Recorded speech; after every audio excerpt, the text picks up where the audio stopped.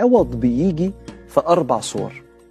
الصورة الأولانية إن ربنا سبحانه وتعالى لو خد حاجة من الدنيا من إيدينا ممكن يدينا بديل ليها أحسن. أما النوع الثاني من العوض فإن ربنا سبحانه وتعالى يقذف في قلبك الفهم للعطية اللي جوه البلية. فلما يحصل لك أزمة في الدنيا وربنا يفهمك العطية اللي جواها ده كافي ليك، وكأن العطية لما فهمناها جوه البلية قلنا الحمد لله إن ده اللي حصل. فكان العوض هو الفهم.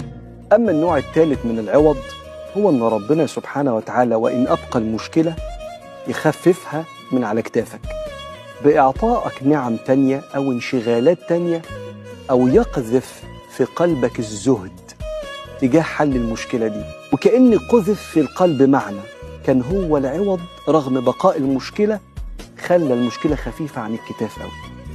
أما النوع الرابع من العوض فهو العوض بالله.